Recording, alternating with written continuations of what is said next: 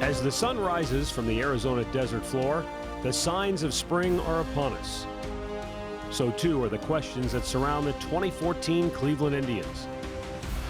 Gone are the recent familiar faces of disappointment, replaced by the mysterious faces of youth and potential. Starting pitching continues to be question number one. Who will solidify the back end of the rotation? Will John Axford nail down the closer's role? Is Carlos Santana the Tribe's third baseman of the future? And were the 92 wins and wild card berth of last season a tease for what lies ahead this year? We won't know these answers until long after the sun has set on Goodyear, Arizona.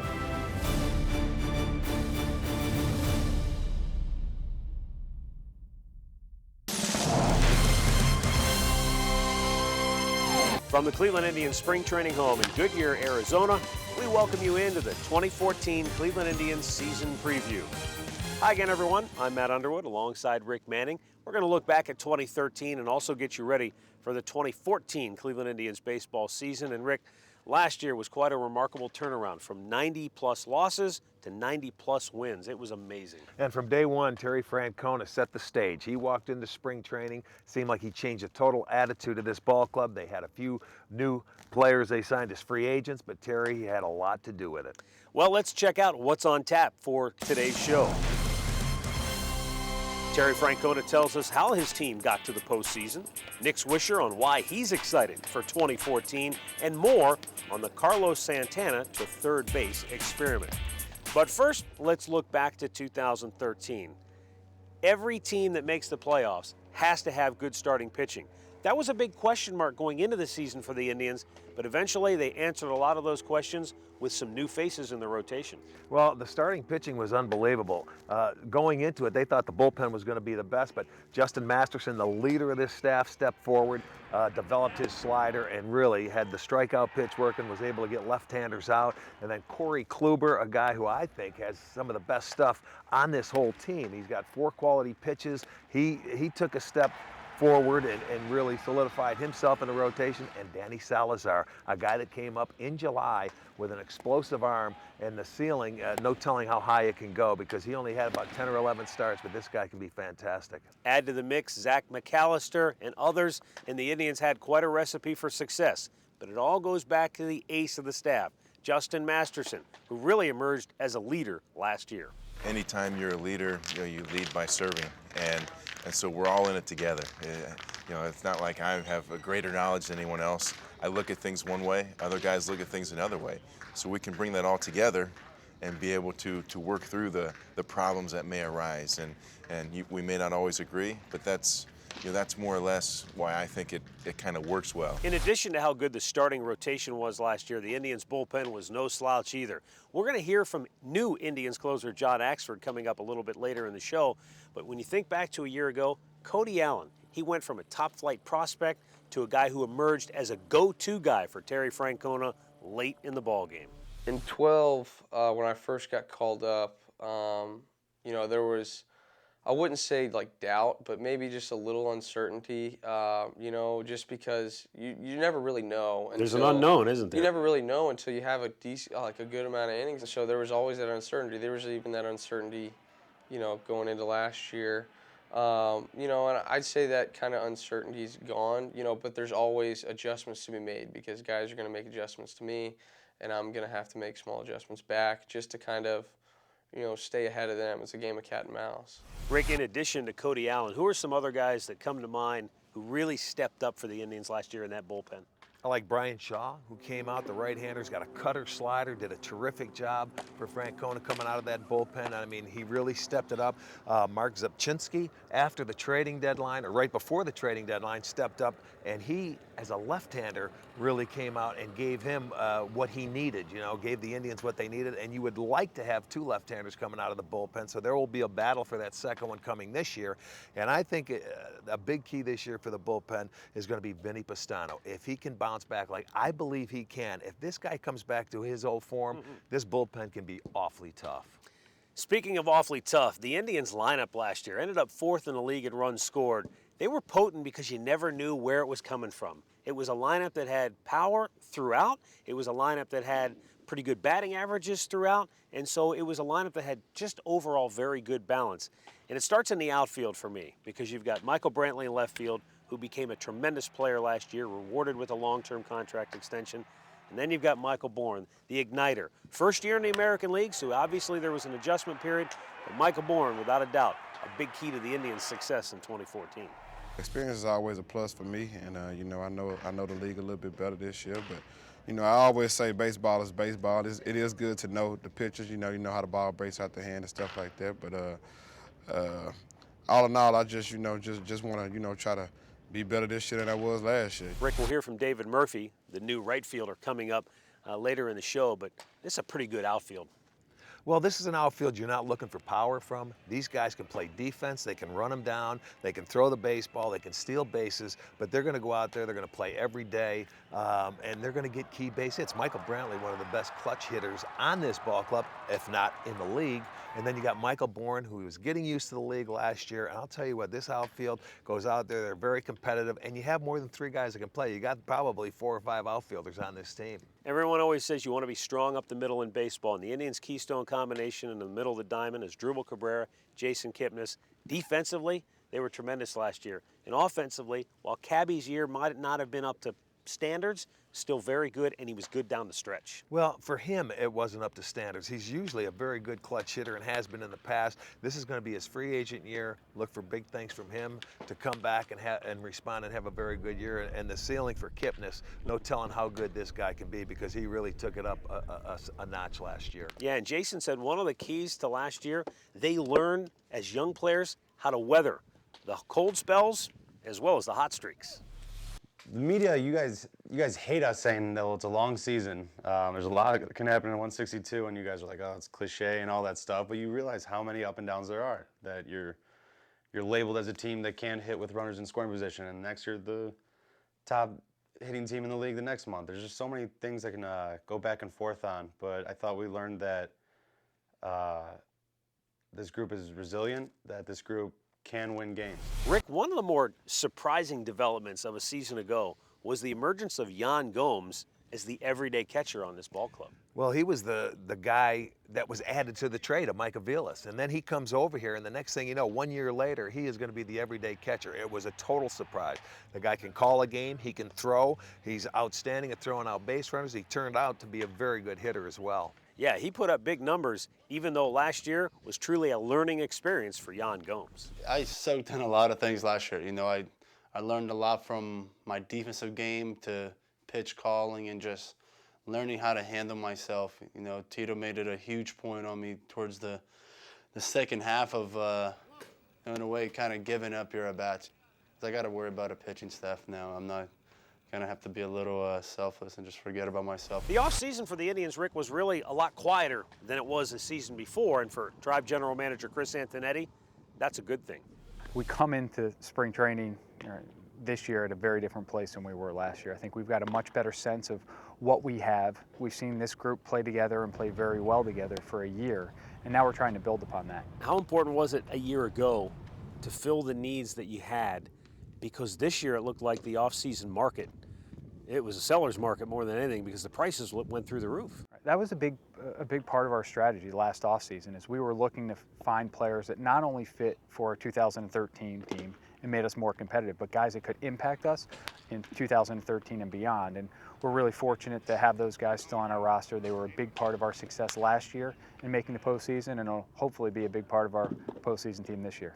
All right, take a look at this. Yan Gomes, Nick Swisher, Jason Kipnis, Carlos Santana, Michael Brantley, Michael Bourn, all locked up until 2017. Now, there are options on a couple of these guys, but Rick, that tells you, and if you look on the pitching side, Kluber, McAllister, Salazar, Carrasco, Bauer, all here until 2017 as well. So you want to try to keep your core together as long as you can, and that's obviously the plan. Well, a mid-market team has to do that if they want to try to become successful. You can't afford to lose your players. It's nice that you can tie up your core players, and they're going to be here a while, and these guys want to stay here in Cleveland because they like the situation.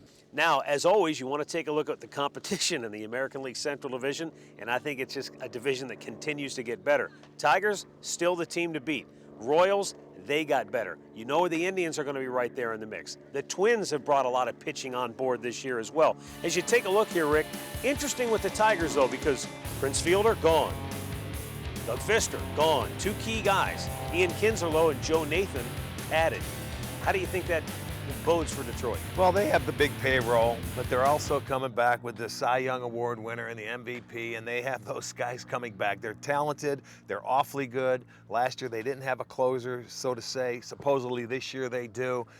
You know they're going to be good. They're going to be the team to beat, as they have been for the last 3 years, so you just got to go. And the Indians have to play against them much better than they did last year.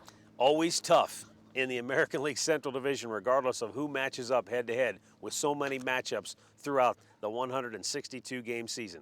Coming up next on the 2014 Indians season preview, how David Murphy's daughter broke the news of his off-season signing. The people around the school knew well enough to know that I had been with the Rangers for a while, and they kind of looked at one another, and the word spread a little bit. And what Terry Francona thinks the key to getting back to the postseason is. Like last year, just have a chance in September. Give us that last month to be in the mix. It depends. I mean, if we're 10 games up in August, no.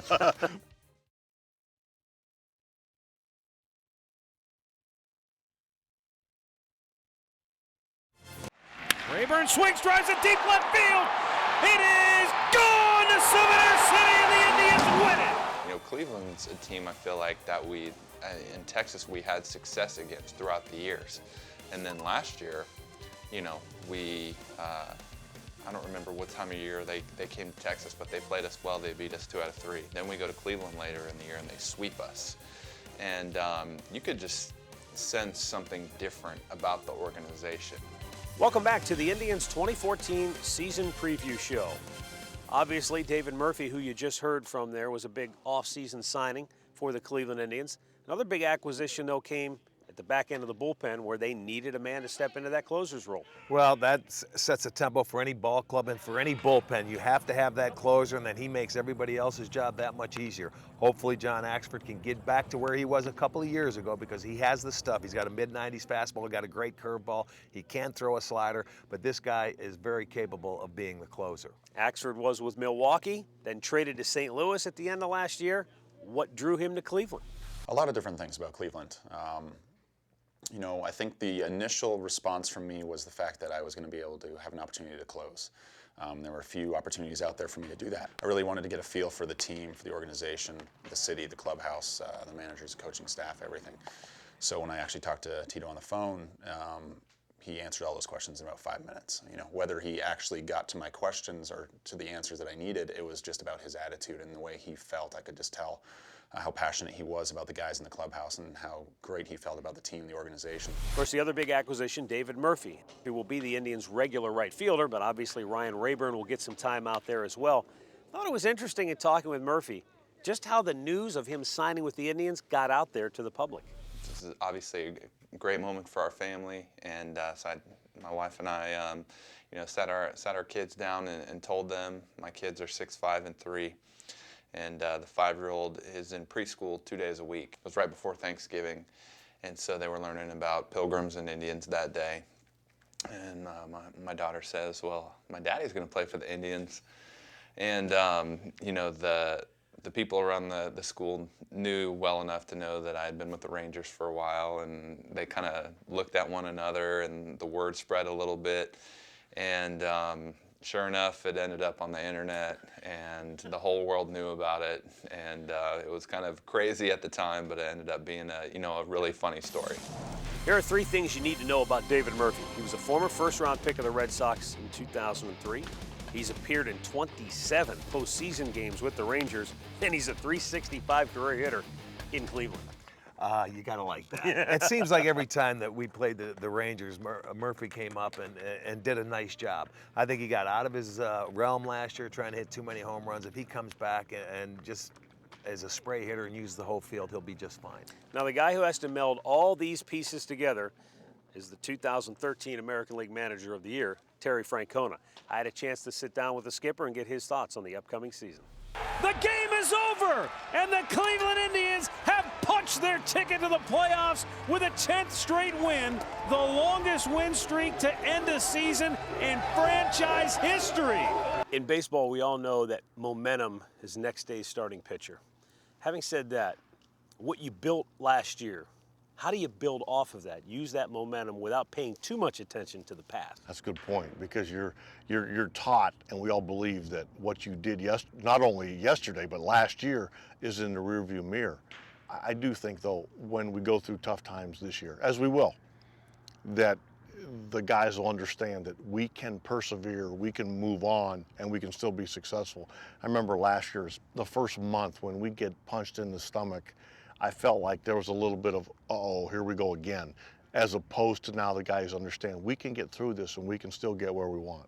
Yeah. How fun was it for you as a manager, as a leader of men, as a teacher, to see the young guys like Kipnis, Cabrera for that matter, Santana, who had been through the really tough times, to see them kind of turn that corner and say, hey, you know what, we can do this. And then we were going through that last couple of weeks with guys like Kluber, McAllister. They'd never been in it before. And it was really fun, because we felt like, to a person, we could win with those guys. And nobody was backing off, nobody was giving in. It was fun. It makes it even better. When you grow to trust your guys, that doesn't guarantee you're going to win, but it makes it a lot more fun. In this day and age in pro sports, it's kind of rare to see a true team. And that's something that you had last year. And I'm curious, is that something that you personally, can you have a hand in creating that kind of chemistry, or is that just something that happens? Well, I think we as a staff, we try really hard to kind of have an atmosphere where guys want to do the right thing. Saying that, then you got to have the guys. And they have to buy into the team first. Everybody wants to play. We know that. But you got to have guys that are willing to accept maybe not playing when they want to, not being a divisive factor, even to the point where they're helping when they're not playing. We have guys like that. Is there an element of your team, is there an aspect of your team you say, for us to get to where we want to go, this group of guys has to get better, they have to improve? Anytime you're trying to get good in a baseball season, you have to pitch, and you have to pitch consistently. And the only thing that where I have to be a little hesitant is our guys haven't done that. You know, Masty has, you know, but we love Kluber, we love McAllister, we love Salazar, but they haven't done it. You know, you look at Verlander and Scherzer and Sanchez, they've done it from year to year to year. They kind of know what to expect. So you have to kind of temper your expectations, but we love them. Is it oversimplifying it to say, we just want to be like last year, just have a chance in September? Give us that last month to be in the mix. It depends. I mean, if we're 10 games up in August, no. But, I mean, again, we know, you know, Detroit's good. Kansas City, I think, I'm surprised Kansas City's people aren't talking more about them, because they're hard to play. It's not going to be easy. I don't think we expect it to be easy, but we really like our guys and we trust them. And it may not always work, but we'll get through the tough times together and we'll try to figure it out where we can get to the finish line. Rick, you've been around the game a long time. You've seen a lot of different managers, a lot of different styles. What do you think makes Francona successful? He communicates with everybody so well. I don't care if it's a clubhouse guy all the way up to the president of the company. He can communicate with anybody, and he treats these guys as men. He lets them, he holds them responsible for what they have to do. And you know what? Man up. And he treats you like a man. So if you can't play for Terry Francona, you can't play for anybody. Coming up later in the show, we're going to hear from Nick Swisher, who also signified a big culture shift in the Indians clubhouse this year.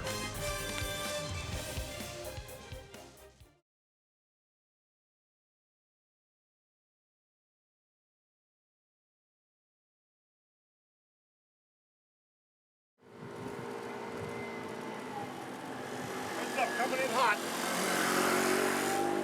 Spring training, yeah, it's a little bit different. A very loose and relaxed atmosphere. You got Terry Francona riding his scooter to the ballpark, guys doing cartwheels. You never know what you're going to see when you come out here to Goodyear, Arizona for Cactus League action. However, it doesn't mean they don't get their work done. These guys do work hard, and there's a lot of things that go into getting a team ready for a baseball season. Here's some of the sights and sounds from spring training. All right, here we go. Shove it out, shove it back right now. Here we go.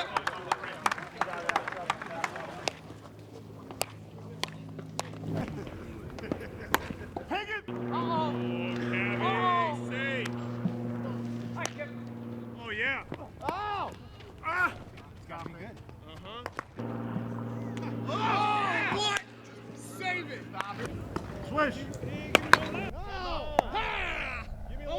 Shrimp won't have it. Oh. He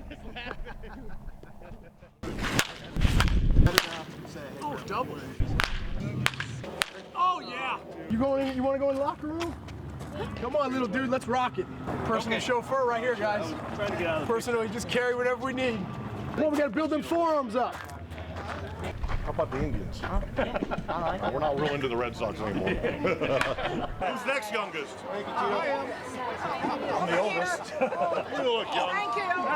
Thank you very much. Now, Rick, every year during spring training, we know that there are only 25 guys going north with the ball club to start the season.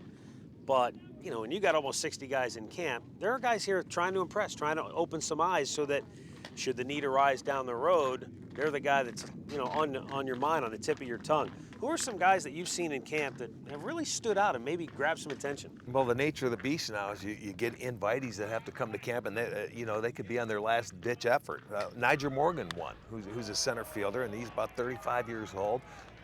For him to make the team, he'll probably need an injury, but this guy has come out and he can play center field. He's one of those guys that has been around and he's been a successful player at the major league level.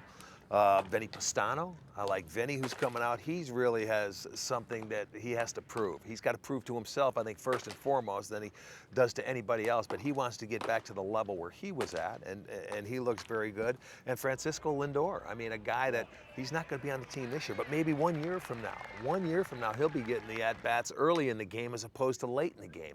Here's a guy that could be definitely part of the future of the Cleveland Indians. Another guy for me is Carlos Moncrief. I mean, here's a guy who's a former pitcher, and they've turned him into an outfielder, and he made a couple of spectacular catches in our first spring training telecast this year. You know, he's a guy who's definitely intriguing down the road for the Indians. You talked about Francisco Lindor, and he's a former #1 pick. You were a former #1 pick. There's expectations, internal, external, fans wondering, when's he going to get here? He's not that far away. No, he's not. Defensively, he could play here right now, and it's just a matter of time until he gets to the big league level. Will his bat transfer to big league pitching? We'll have to wait and see. I'll tell you one thing, I was really impressed. I had a chance to sit down with Francisco Lindor, very thoughtful and very determined young man. Oh, terrific. Francisco Lindor with a terrific flip. Wendell turns 2, and the Tribe's out of the inning. So I'm thinking to myself, 3 years ago, you're getting ready to graduate from high school, and now you're one step closer to realizing your dream of getting to the big leagues. What's this experience been like for you? It's been awesome, man. It's been a blast. I've been enjoying every single second of it. Do you think to yourself, some of the guys you were in school with are in college still, and you might be in the big leagues this year, maybe? One of my best friends, yeah, he's in college. He's a junior now. But even though he's in college, I still, like, when I look back, I'm like, wow, I'm supposed to be a junior. Like, junior in college already is just insane. What does being in big league camp do for you in your development as a baseball player? It makes me realize how everything works in the big leagues. How the guys go about their business, how they act in the clubhouse, how they act outside, and like that's very important for me. Like I wanna make sure I'm a good teammate. I wanna make sure I'm a great family member, great son, hopefully one day a great father, and I just want to make sure I try to do everything right. How much do you learn by just watching and listening, and how much do you learn by asking questions and picking their brain? I mean, I ask questions, of course, I always ask, but like I try to just listen and watch a lot. Growing up, I was always like that kid that he watched a lot, and like I just learned from watching. Because I always, like, growing up, I remember watching Alomar, watching Vizquel, watching Jose Reyes when he was, like, in New York, big time. Derek Jeter, Tulowitzki, watching them play, and, like, it was just, like, I always, like, pick something from each and one of them, watching them dribble, and, like, I still do it. What makes you Francisco Lindor? What makes you special? Feel my character, I try to be as most, like, genuine as I can. I try to be very genuine. I mean, I just try to be happy and help my teammates, just not by like thinking I know more than them, just by, you know, good morning, guys. how are you today? And I'm always smiling, always, no matter what I'm going through, I always try to smile, always try to have fun. You've obviously put a lot of thought into your development as a person and as a ball player. When did you first think, I want to play in the big leagues? Do you remember how old you were when you said, I want to be a big league baseball player? I was probably, I'll say, 7, 8 years old. I didn't call it the big leagues. I call it, I want to play on TV. That's what I always said. I told my dad, told my sister, my mom, I was like, I want to play on TV. I want to be on TV. I didn't want to be a doctor. I didn't want to be doing that. I want to play on TV. All right, coming up next on the 2014 Indians season preview show. Let's be honest, man. You win a championship in Cleveland, I mean, you're going to be a god forever. We're going to go one-on-one with Swishalicious. Nick Swisher joins us coming up next.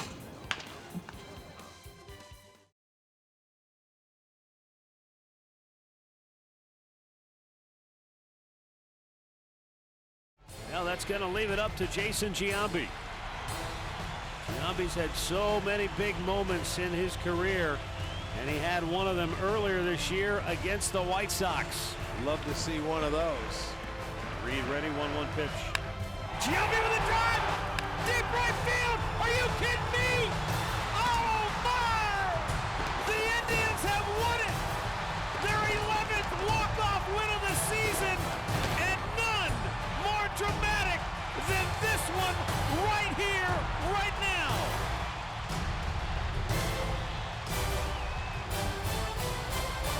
Rick, I mean, for me, and obviously because it comes late in the season, September 24th, down the stretch, the Jason Giambi home run was really sort of a moment in time that just expressed what the 2013 Cleveland Indians team was all about. And I don't think anybody could have been happier than the whole team for Giambi to hit that home run than anybody else on that team. He might not have played every day, but he was the heart and soul of that ball club, and he meant a lot to these guys. So for him to do it, it really was a special moment for the Indians. In the clutch in a pinch hit roll. What a moment for the Tribe.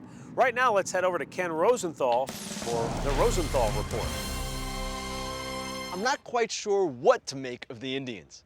They're coming off a stirring wild card appearance, a breakthrough 92-win season. It's entirely possible that the offense will be better than it was a year ago, particularly if Carlos Santana proves capable of handling third base. My concern is the pitching. It's no secret that the Indians lost two prominent starters, Ubaldo Jimenez and Scott Kazmir, and two prominent relievers, Joe Smith and Chris Perez. The bullpen, with the additions of John Axford and Josh Outman, should be okay. In the rotation, though, there is an awful lot of pressure on the Indians' younger starters, and for that matter, on Justin Masterson, who is the sole veteran, but not really an ace. Don't get me wrong, the young pitchers have a ton of upside. But at some point, the Indians likely will need to trade for a starter, and the obvious piece to dangle would be shortstop Asdrubal Cabrera, who is a potential free agent and placeholder for one of the game's top shortstop prospects, Francisco Lindor. This is Ken Rosenthal from Spring Training. Back to you. Thanks, Ken. And now, the moment you've all been waiting for. We're going one-on-one with the incomparable Nick Swisher. Okay, so 2013, it's a new start for you. It's a new start for the franchise. Right. What did you identify when you came in? I mean, everyone talks about Terry Francona changing the culture, but you and Giambi and Rayburn, the new guys, you had a hand in that as well. Well, I mean, obviously, I don't know how it was, previous years up until we got here, but I think kind of you start spring training off and you walk in, there's 15 new faces around. I'm sure Brantley and guys like Kip and Santana were like, are we on the same team? Completely different coaching staff. I mean, at that point, no one really, knows anybody at that point. So, we had to battle and develop that camaraderie and develop the identity of who we are now. I mean, it wasn't our goal to come in here and be a flash in the pan type of team. I want to come here and do my best along with this squad to help change the perception of this organization and how we're treated. The up and down nature of a baseball season, even the best teams have their slumps. They go through their periods where you're not sure. but the 2013 Indians had some serious swings of momentum. I mean, we had some serious, we had like the best losing streaks ever. We had the best winning streaks ever. I mean, it kind of was that emotional roller coaster, but I think at the end of the day, when you look at the standings and you see 92 wins, you're saying to yourself, wow, I mean, that's impressive. I mean, I think it was something like 69 the year before. I mean, that's a complete flop, and I think that just has a lot to do with the guys we have on the team and the personalities and characters we have and the willingness to go out there and fight. Now, you've got postseason experience. You've been in the big moments and the big games. But for a lot of the guys on this club, they just got to wet their beak last year. Just a little bit. So you bring in the T-shirt this year, unfinished business. Well, I kind of think that was kind of our motto, you know? I mean, we wanted to continue to keep going. I think at this point in the season, everybody's talking about, we're going to go to the World Series, we're going to win the whole thing. Well, it's a lot easier said than done. I think a lot of things have to go in your favor. But I think for us, I mean, we've developed something special here. And I think it's just, last year was such a great building block for us, you know, moving in the right direction, that we just want to continue to keep that going. We just want to be a contender every single year and just go out. Because let's be honest, man, you win a championship in Cleveland, I mean, you're going to be a god forever. So I think obviously that's the ultimate goal. I mean, who doesn't want to go to the World Series? It's the greatest sporting event on the planet. So I think obviously everybody wants to go. But, you know, I think for us, man, you know, we're working ourselves in that right direction for sure. And you, like I said, you've been on good teams. You know, you've got an idea what it takes, pieces. When you look at this club right now, you know, where do you see the biggest need for improvement? And you know, what has to happen, fall in place for this team to get to where well, they want to go? I mean, you know me, man. I'm a positive guy. I always like to look at the positive side. But I think just in general, I think, look where we were last year, and there was a handful of guys in the lineup that didn't have the years that they wanted to. So what happens if all those guys have the same years they had last year, and the guys that didn't pick their game up?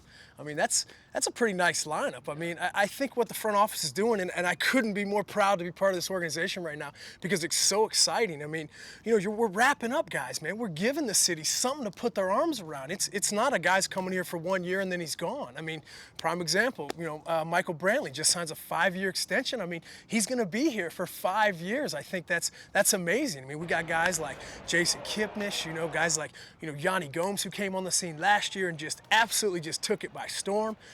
So I think there's just a lot of amazing things going on right now, and I think people need to pay attention to that. Rick, one of the things that really has stuck with me after having spent a year now with Nick Swisher is that, you know, when you watch him from afar, you're not sure, is that real? Is that really who he is? And it really is. He's up. He's got the big smile. He's always on, and I mean, he's as real as they come. That's the amazing thing. You're spot on. He really is, because I remember watching him in Oakland, in Chicago, in New York, and you see him from afar, and you look at that guy, and you say, you can't be like that every single day of the year. But this guy truly is. I like the fact he brought the unfinished business T-shirts, passed them around to his teammates. Terry Francona still is mad at me because we were doing an interview the day Swisher passed out the T-shirt. He missed out on a free T-shirt. Well, you know what? Because, I mean, they got their feet wet in the playoffs last year, and he doesn't want it to end right there. He's going to come out right at the start of spring training, give out the T-shirts, let's go. We didn't finish what we started, and you know what? Get your mind right back into it from day one of spring training is a good deal. As we go to break, some of the most memorable moments from 2013. Kipnis takes off. Swisher lines it right field line. Fair ball! Indians win it! Kipnis with a long fly ball, deep right field. Chavez back. It is gone! The Indians win it! On a 2-out, 3-run homer by Jason Kipnis. Gomes with a high fly ball. Left field. Back is Bay. On the track. At the wall. Goodbye! Yan Gomes, a game winner. Kipnis with a great stop, throw to first, got him! The game is over, and the Cleveland Indians have punched their ticket to the playoffs. Let the celebration begin, Cleveland.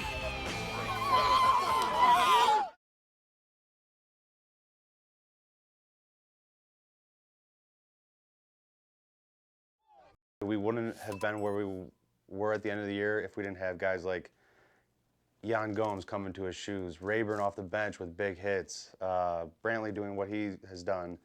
Guys like that where it's a different guy every night, where the pitchers can't just walk around one guy, well, hey, we'll put him on first and get the next guy when you have a deep lineup like that. That's tough to beat, and that's a good recipe for winning. As you just heard right there from Jason Kipnis, one of the hallmarks of the ball club a year ago was its versatility. That's not by accident, folks. Terry Francona is looking for players who are versatile. But here's the key, Rick, and you and I both know this. You have to be able to play. And it's one thing to have a guy on your bench, but if he can't do the job, if he can't really contribute, he's just taking up space. And Terry's got players who, when their name is called, they step up and they deliver. That's why Terry Francona likes veterans, because it's so much easier for veterans to come off the bench and perform, because they realize, hey, they're not in their day in the sun is gone. They're here to specialize and do certain things. The Goon Squad, as they were called last year. You got Giambi, you had Aviles, you got Rayburn, and Gomes started earlier in the year. You need a good bench if you're going to be successful at the major league level, and Francona knows that, and that's why he treats those guys like they're regulars every single day. Now, right along with that versatility comes the big story of spring training this year, Carlos Santana moving from behind the plate to third base. Now, he came up as a third baseman, but how tricky is this transition at this point in his career? It's gonna be tricky, but you gotta respect Carlos Santana wanting to do anything he can for the team. So you gotta love that. He's going out there. He worked very hard in winter ball. I mean, this is something that if it works, it could be great. If it doesn't, he goes back to being a DH first baseman, and he can catch a little bit. So if it works out, there's really a lot of room for improvement. Talked about Ryan Rayburn, part of the Goon Squad, and his versatility so important for this ball club. He'll see some time in right field. David Murphy's going to play out there, but Rayburn will get his at-bats in the outfield as well. Well, as hot as he was last year, he had a couple of strings there where he was hitting home runs at will, and he went out there against left-handed pitching. And you know what? It just seems like Terry knows when to put guys in, when to give them a rest. He had some leg problems last year that kept him sidelined towards the later part of the year. It would have been better than that. But when you hit 15 home runs and 240 at-bats, that's pretty darn good. And what's great about David Murphy, here's a veteran who's been around on very good teams, and yet he knows his role with the Cleveland Indians. Hopefully I'm a winning piece. You know, I've had a chance to be a part of some postseason teams, some teams that have gone to the World Series. And it's not like I was the driving force behind any of those teams. And, you know, I'm fine with my role. I know who I am. You know, that's also a good thing at times. You know, a pitcher gets through the 3, 4, 5, you know, the meat of the lineup, and they might think they can take a deep breath, getting down in the lineup, and you know, that's when you might get a mistake and make them pay.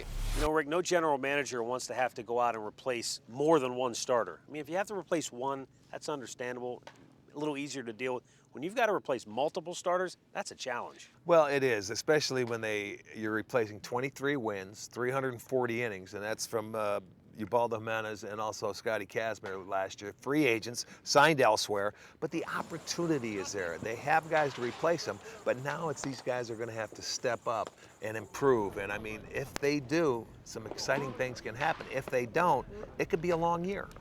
Yeah, and you got guys like Josh Tomlin, Carlos Carrasco, Trevor Bauer. Those are the young guys that are fighting for spots in the starting rotation and guys who the Indians are obviously counting on for the upcoming season. Well, a special addition to our Indians broadcast last year was the Phantom Cam. We had a lot of fun watching the great shots that the Phantom Cam brought you. Here are the best of the Phantom Cam.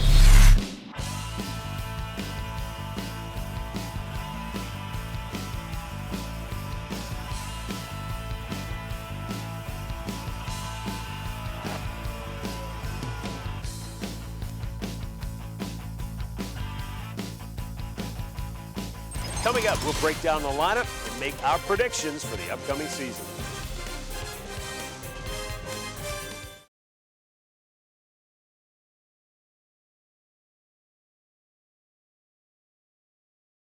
Back for the 2014 Indians season preview from picturesque Goodyear, Arizona.